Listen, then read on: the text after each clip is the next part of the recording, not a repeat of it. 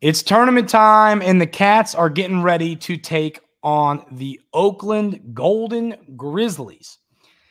Should we be concerned about this game? That is going to be the discussion on today's episode of the Wildcats Today podcast. I'm your host, Andrew Stefaniak, writer and editor over at Wildcats Today, joined as always by my co-host, Carson Nash. Carson, how we doing? Doing great today. I'm getting a little bit anxious. I wouldn't say nervous. I'd say anxious for the game tomorrow night, but having a good day otherwise. Can you give me a difference in those two things? What is the difference there? What's the feelings there? Yeah, so I would say anxious is more of a nervous excitement, like just ready for it to be here, than more of like I feel like nervous is more of like a dread. Like you're like, it's like saying I'm happy crying. It's a happy cry. Yeah, exactly. Like when the Cats did number 9 this year, we're going to see Grizz. Yeah, number 9. I'll have happy tears in my eyes, of course. Yeah, exactly. So getting into this game, I mean, I don't want to be that metrics guy who's like the metrics mean everything. But I mean, like, listen to these numbers.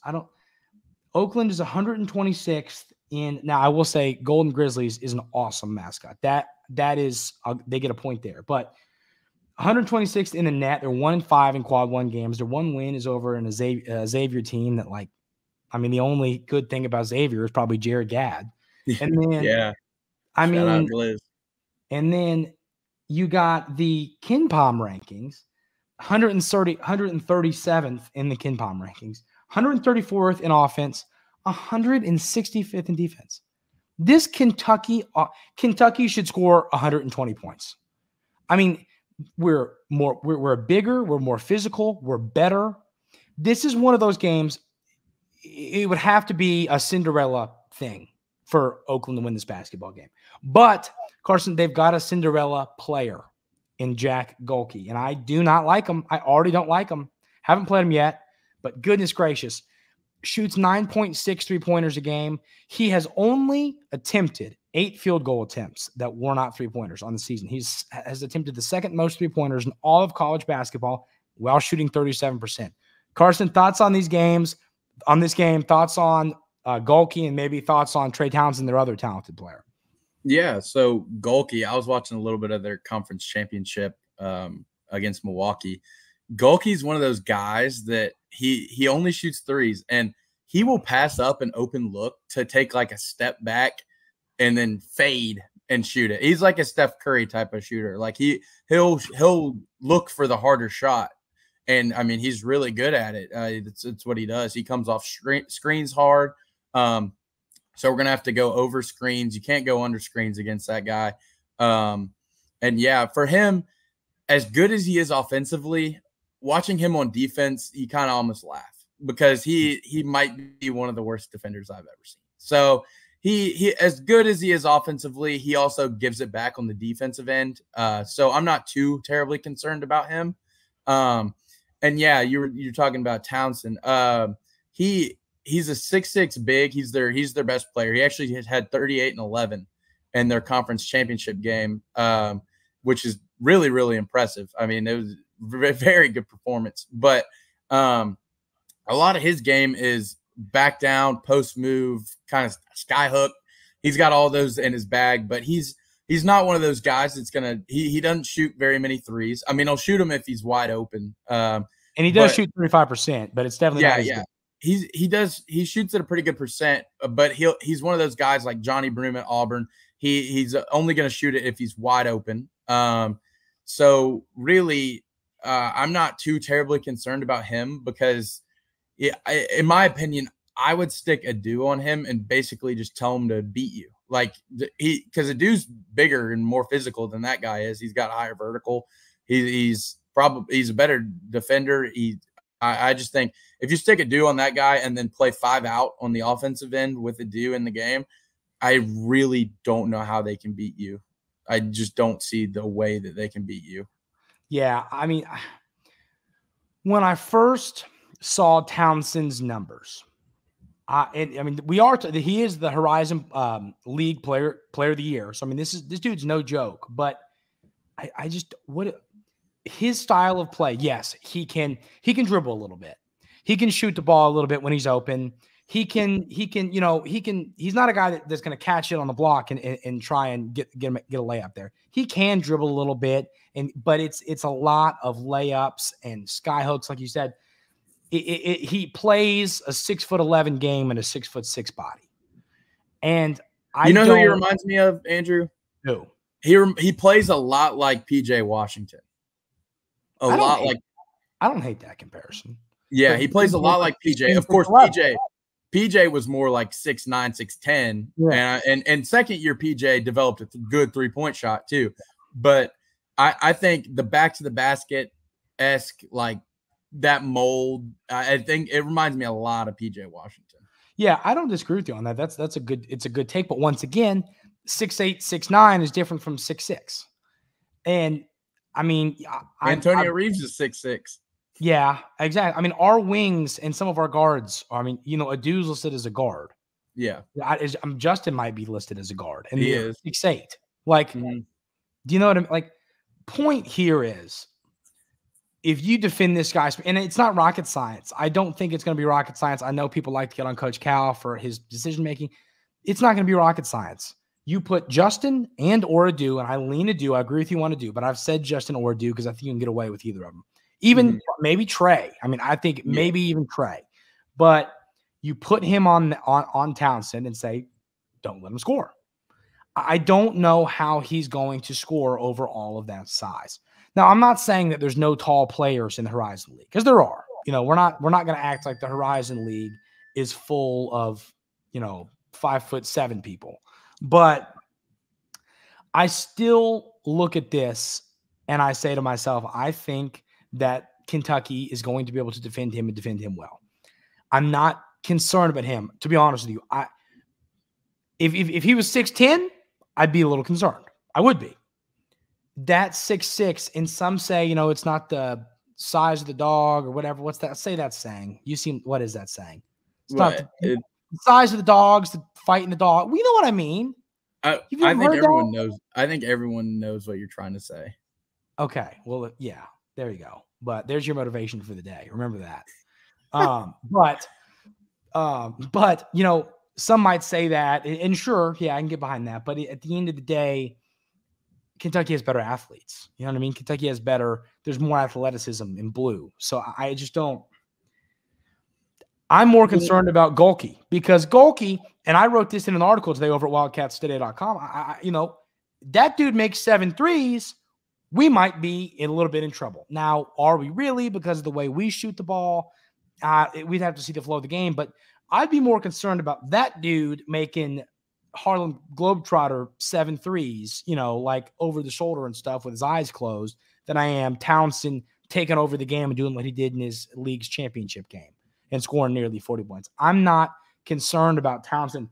He's a great basketball player. He's an incredible basketball player. Truly, watch him. He's got the skill, but he doesn't have the size for the way he plays the game to compete in the SEC, or against SEC teams, against these teams. So, and give Oakland credit, they've performed well against Power 6 basketball teams. I'm not taking anything away from this team. They have performed well. They beat Xavier. They've played well. I think it was it Illinois they played well against. Let me pull that up. They lost to Ohio State by 6 points, and they lost to Illinois by 11. So, I mean, they've hung in there with some Power 6 teams, with Big Ten teams. Big Ten's overrated. I don't disagree with you on that at all. But let me see if there's any more. They lost by an amount of points. I'm not going to pretend to do math here on this podcast, to Michigan State, less than 20. But so you pipe down. But they've hung around. These scores aren't 42 to 87. You know what I mean? Like, they're not. So I think Oakland can hang around, but I don't think they're going to win. And those of you who listen every day to our, every time we post a podcast, y'all know I'm like the CEO of being overly concerned with basketball games. And I'm just not worried about it. Now, I know it's March. They're Cinderellas, but I'm not going to get concerned. So, I mean, Carson, any other thoughts on this team, on this game? I think one key to make sure Townsend doesn't have a great game is you got to stay on the floor. We've seemed to have a problem with jumping when on pump fakes and that sort of thing. Because then Townsend, of course, he's an older player, so he's very high IQ basketball player. He'll jump right into you, and then there you go. You have 2 fouls already on Hugo. He's out of the game. Like you don't get in foul trouble against this guy. Just stay on the ground. You're longer, you're taller, you're more athletic than this guy. You don't even have to jump. So that, and you got to go over screens on Gohlke. Just don't let Gohlke get a good look. We'd rather the other people beat you. To be honest, I would much rather live with a Townsend mid-range than a Gohlke 3-pointer. So if you can translate that, that's what you need to do. But I don't see how Oakland has the firepower to keep up with our offense. I mean, if they're in the above 150 in defensive efficiency, like this team is way too good offensively to let Oakland beat you. And they're not the good offensive efficiency, you know? Yeah. 134. I know. And there are I see media people really concerned about this game. And I just looking more into it and watching the games, I don't see the concern. I really don't see the concern. I think Kentucky's a much better team.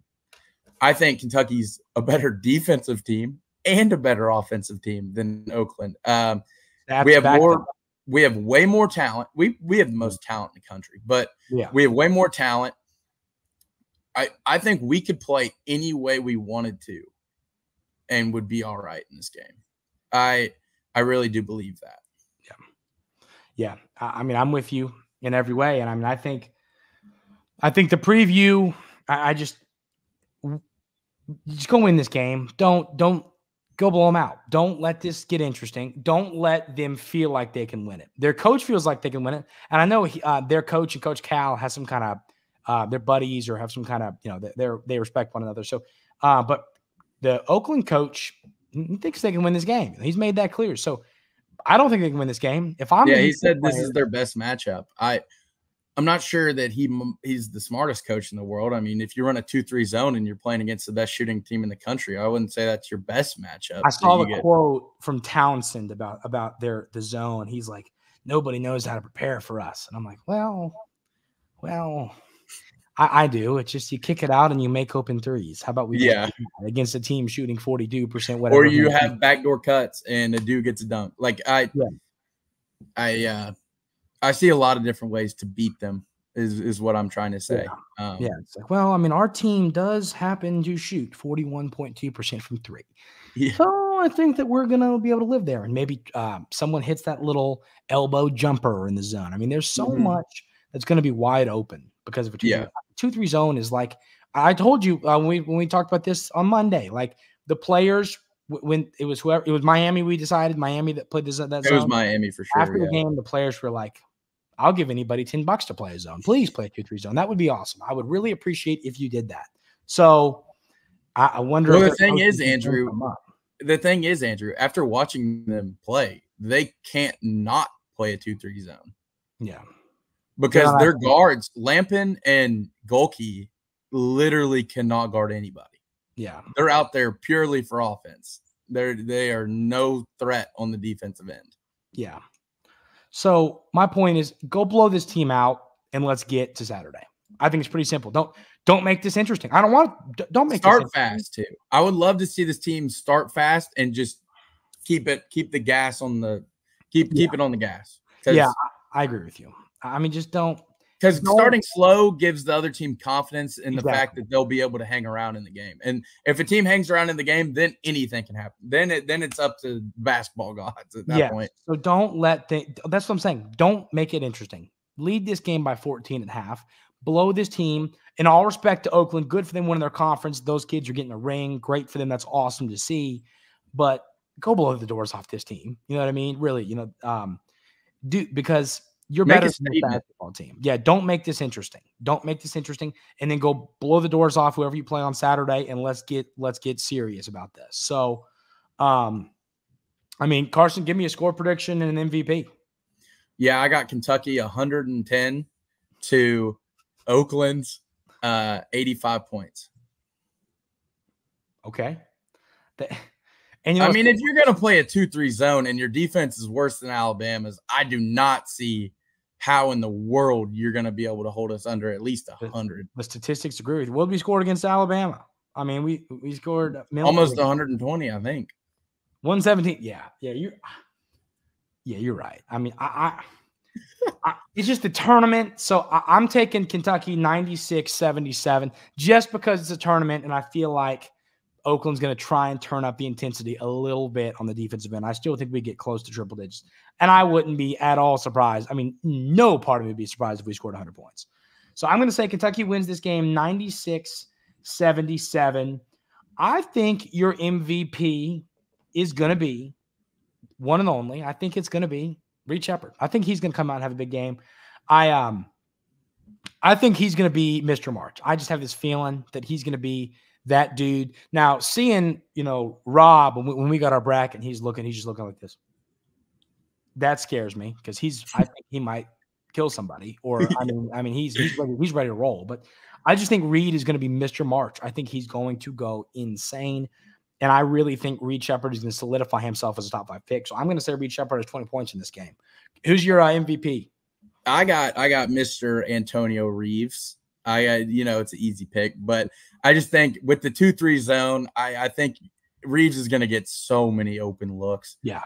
It's just going to be a field day for him. I think he could go for almost 30 if he wanted to. So I'd expect Reeves to have a really good game.